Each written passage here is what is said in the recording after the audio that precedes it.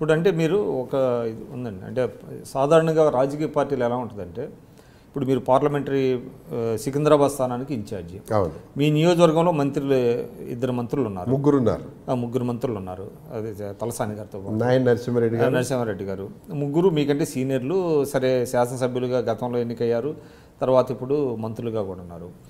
So వాళ్ళని మీరు అంటే పార్టీ పరంగా ఎలాగా వాళ్ళని కంటైన్ చేయడం కానివ్వండి, లేకపోతే వాళ్ళతో మాట్లాడటం కానివ్వండి, వాళ్ళకి ఏమన్నా తప్పులు జరిగినా, లోపాలు జరిగినా అసెంబ్లీ నియోజకవర్గాల స్థాయిగా వారీగా అది మీరు ఎలాగ డీల్ చేయగలుగుతున్నారు?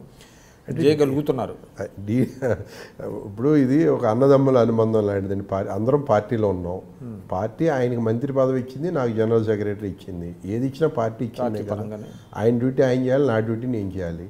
అందాకెందుకు మొన్న ప్లేనరీ ఏర్పాటు చేసాం. ప్లేనరీలో ప్రతి కాన్స్టిట్యున్సీ నుంచి కూడా 110 మెంబర్స్ లిస్ట్ పంపించమని ప్రతినిధులుగా మాకు ఇన్స్ట్రక్షన్స్ ఇచ్చింది ప్రతినిధులుగా. సో ఇమీడియట్గా మేము మంత్రులకో, ఆ సోకాల్డ్ ఎమ్మెల్యేలకో మంత్రులకో వాళ్ళందరికీ ఇమీడియట్గా మెసేజ్ పాస్ చేసాం. వాళ్ళు ఇమీడియట్గా లిస్టులన్నీ మాకే పంపించారు. మేమే పార్టీకి సబ్మిట్ చేసాం. అక్కడి నుంచి మేమే పాసులు పంపించాం, మేమే పార్టీ మెటీరియల్ అంతా పంపించాం. కాబట్టి మంత్రి అంటే మంత్రి గారు మంత్రి పని చేసుకుంటాడు. నేను పార్టీ పరంగా పార్టీ బాధ్యతలు నా బాధ్యత నేను నిర్వర్తించాలి. అందులో వాళ్ళ కోఆపరేషన్ వాళ్ళు చేయాలి.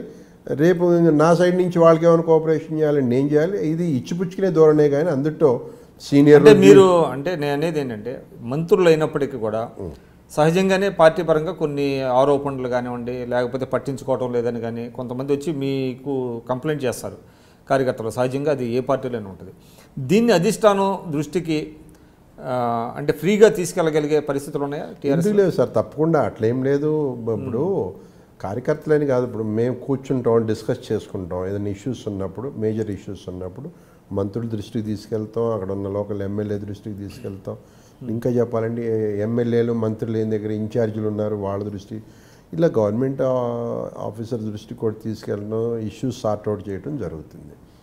అంత కానప్పుడు నలుగురం కూర్చుని అన్న ఇలా ఉంది ఏం చేద్దాం, ఎట్లా చేద్దాం అనేది డిస్కస్ చేసుకోవటం.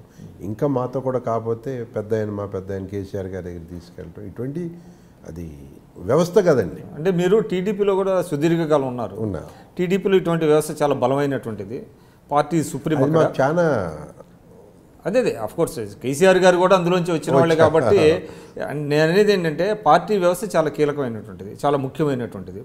కాబట్టి దానివల్ల మీకు చాలా అనుభవం ఉంది. కాబట్టి టీడీపీలో ఉండేటువంటి వ్యవస్థను రెప్లికేట్ చేయగలుగుతున్నారు ఇక్కడ టీఆర్ఎస్లో అటువంటి వ్యవస్థ. నేను అనేది ఎందుకంటే చాలామంది అనేది ఏంటంటే టీఆర్ఎస్లో వ్యవస్థాగతంగా అంత బలంగా లేదు అనేటువంటిది వినపడుతుంది.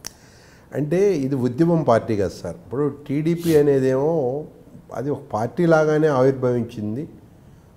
ఆ పార్టీకి ఫస్ట్ నుంచి ఒక ఇది ఉద్యమం నుంచి వచ్చిన పార్టీ. దీనికి ఆ టైప్ ఆఫ్ సెటప్ కావడానికి కొంచెం టైం పట్టిన మాట వాస్తవం. ఇప్పుడు అంతా ఆల్మోస్ట్ సెటప్ అయింది.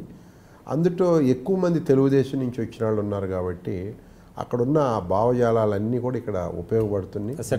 ఆ సెటప్స్ అన్నీ ఇప్పుడు నేను కూడా అక్కడ 2 పర్యాయాలు స్టేట్ ఆర్గనైజింగ్ సెక్రటరీగా చేశాను, ఇది స్టేట్ పార్టీలో. కాబట్టి ఆ ఎక్స్పీరియన్స్ అంతా మాకు ఇక్కడ ఉపయోగపడుతుంది. దాన్ని మనం చక్కగా ఇక్కడ వాడుకోగలుగుతున్నాం.